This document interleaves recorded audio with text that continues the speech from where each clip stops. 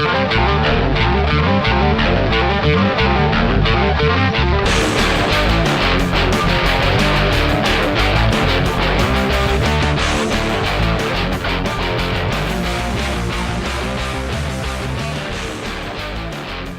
up, League of Legends fans, and welcome to another episode of the No FFs podcast. We're ready to get started with the LCS today. It starts tomorrow, about when this episode is actually going to drop, but we're ready to dive in. Again, this is going to be a 15-minute episode. Let me get my internet timer up, and we're going to hit it hard. We're going to hit it fast. We're not going to give any Fs about anyone, and we're going to go through the LCS, and if things don't go off, we'll see what happens.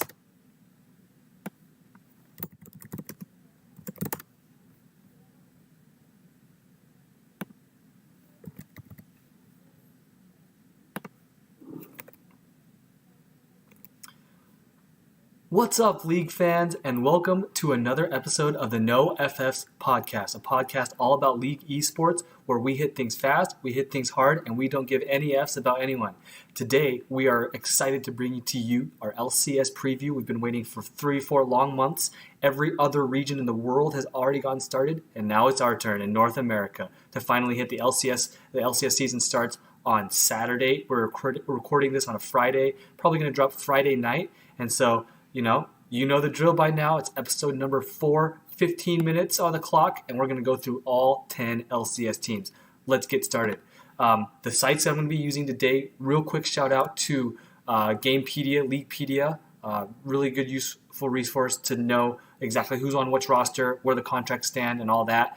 I'll be using Games of Legends a lot for champion statistics, as well as Oracle's Elixir for kind of player statistics. So the first team we've got all the rosters in front of us, is 100 Thieves. And this roster is loaded with star talent. You look at what Misfits did in Europe to load up for this season, kind of the same thing what 100 Thieves did this year, brought in Bang from SKT to fill in the bot lane spot that had been their biggest weakness last year. Really excited to see what he does this year. The player that I'm actually most interested in to see what he does is Huki. Huki is a traditional mage player in the mid lane. He loves champions like Orianna, Aurelion Sol. He was really good on Talia last year. This meta is not really, a mage meta. We have a lot of Aatrox, Urgot, Irelia, Akali, Galio being played in the mid lane. There is some safety there. He's notably not a Galio player, which is very interesting because you would think that Galio kind of sits in that mage, anti-mage mindset. But, the big question is whether Huki can give enough in the mid lane and give enough pressure that Anda's not behind, that the side lanes feel like they're supported. If you look at his numbers from last year, these are mid laners in the region. He is near the bottom of the table in experience at 10. I'm disallowing gold because that's affected by kills and what your team does. But just experience, being near the creeps, negative 27. CS differential at 10. He's not even on the first page. So that's one concern for 100 Thieves is how much can he provide in the mid lane, which is still the most important lane, meta neutral. Next, we have Cloud9. Now, the big acquisition for Cloud9 is Niski. Niski, ironically, is also a very mage player. He does have that Galio in his toolbox, and he's been playing a few other of the bruisers, but he's a long-range poke mage, which makes sense because last year on Splice, he really couldn't do much on his own. The lanes and the jungle were falling apart around him. He actually had a beast of a year solo carrying that team to the playoffs. His lane numbers also aren't great, but with better lanes around him and with Svenskeren, I really like the potential of this Cloud9 team. Specifically that he spent a year, right, showing that he can carry without much jungle support. Well, Svenskeren kind of wants to be greedy in the jungle anyway, and you have Licorice that's going to require resources in the top lane, Sneaky in the bot lane. So I think this is actually a pretty good buy for C9 to bring him over as a low resources mid laner that can still carry in the late game. Next, we have Clutch Gaming. I've seen some people put Clutch very low on their roster or their league table. I think they're kind of right in the middle for me because I think there's enough talent that even if the things, Cooney doesn't pan off and he plays too risky, I think there's talent there. What I want to bring your attention to is Lyra. Lyra was the all-NALCS first-team jungler in the spring of 2017. He played for Team Envious, and he had a Korean top laner in Seraph. He was number 1 in First Blood. He was a pathing genius. He basically did whatever he wanted and controlled the game from the jungle the first 10 minutes.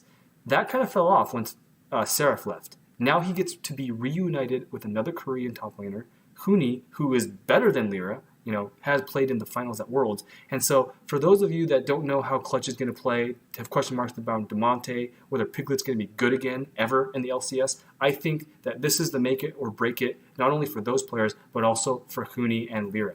Next, we have CLG. Now, their big acquisition was mid laner Power of Evil, who they got from Optic. And he was another one of those guys that, not much like Niski, not much going on around him. He solo carried that team.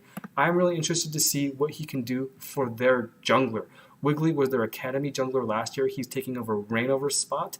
And this guy is a tank jungler. Trundle, Gragas, Sejuani, the Graves wasn't so great. Jarvan Rek'Sai. This guy loves to play supportive style around his lanes.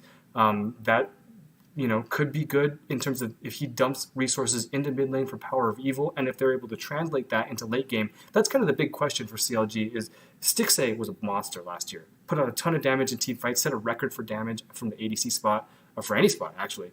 Power of Evil, can they get to that late game consistently and then make the right shot calls? Who's going to be shot calling? I'm not sure Biofrost is that guy. He's not that vocal guy.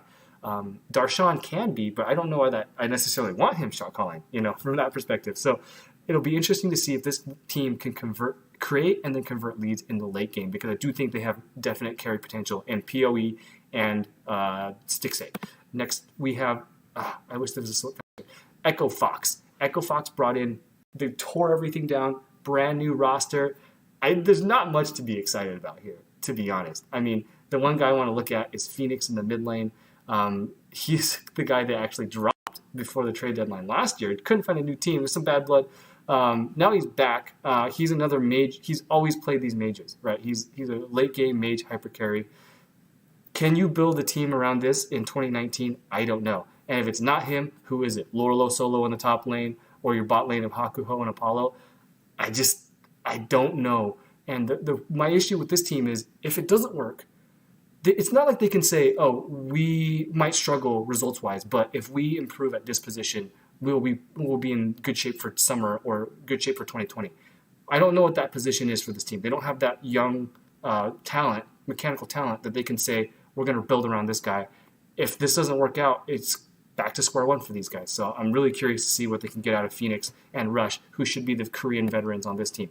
Next, FlyQuest. Obviously, the big question here, you have stability in the mid and bot lane with Pobelter coming in from Team Liquid. But the big question mark is Viper. This guy's another academy guy. Now, he's the young guy that you can build around, but he's got a very, very aggressive playstyle. Loves to play Riven, Aatrox, Kennen. 10 games on Riven and Academy. Some pretty good results, pop-off results on Riven, but that's a really resource-heavy style. Now, the good news is Pobelter and Wild Turtle can play resource less, but this guy is going to be playing against guys like Haunter, guys like Huni, guys like Someday in the top lane. Can he play Riven against Huni? I don't know, and that'll be really interesting to watch in 2019. Again, this is a guy that if he pops off, FlyQuest could be in that 4-5 spot. If he doesn't, this is, it's going to be a struggle to get in the playoffs. Golden Guardians, a lot of people have this as a playoff team. I like what Inero has done with the two young players in contracts and Deathly. The one player that I'm actually most interested in is Froggen. We all know Froggen as a late game monster, right? He loves playing Anivia, set a CS record on Gangplank. But I like this match history on Pro Build. His solo queue, he's been playing a lot of Yasuo, Galio, Karthus, picking up these meta picks. Some of them who scale pretty well. Actually, all those guys scale really well, but also have some early game power. So I'm really interested out of the gate what Froggen's comfort level with kind of the meta mid laners is, and where he decides to break with the meta and maybe bust out that Anivia. So, it's been a year off for Froggen. I think the rest of the team is well suited to make the playoffs and at least win one series, and a lot of it will come down to whether Froggen and Deathly can carry in the late game. Next, Golden Guardians. I spoke to Zabutin, love his thought process. They're limited by some of the players that they had available to them. And getting Crown, I feel like was a smart move. I talked to him. I wasn't so high on Crown coming in. I talked to him. His belief is that Crown needed time off following Samsung's World win in 2017, didn't get it, and then just felt too much pressure last year. I was bored out by some of Crown's statements about how depressed he felt after that World's win. I'm hopeful they can bounce back. They always say, Koreans communicate well, their English is good, things are going well. You never really know until you see them win and lose games and see how they react to that. The guy that I'm actually most interested in is the other Korean, Arrow. Arrow really, really struggled later in the year as the meta shifted to ADCs, to people like Xayah, Kai'Sa, Ezreal. Ezreal's still the best ADC right now, I would say, overall. Ezreal, Lucian, I would put Ezreal slightly above, depending on team comp, and he really struggled on those guys. His best champion by far was Jhin, and it's just, what can Arrow do in this meta that's going to require him to be more flexible with his pool? The game has changed a lot. He was the best ADC. It's crazy. He was the best ADC spring of last year and then became one of the worst ADCs just because the meta shifted against him. And so whether he can bounce back is the big question for me, for Optic coming into 2019, because he's the guy that Crown's like, I want to play with this guy, and they made it happen. So he's got to prove that he's got the goods. Liquid, I don't have a page up for Liquid. There's nothing to really look at individual player-wise. We know these players are good. Every one of them is at a caliber where they could make an MSI final, a Worlds final. These guys are that good. For me, it's all up here in the brain, the strong mental. Who's the shot caller, right? You bring in Core JJ. Does he have that personality? It's not just communication and language with this guy. It's, does he have the personality to take on Doublelift and bring Doublelift along with what he wants to do? What I do like about him is he can support. He's fine. Like, can be that sacrificial lamb. ADC is the number one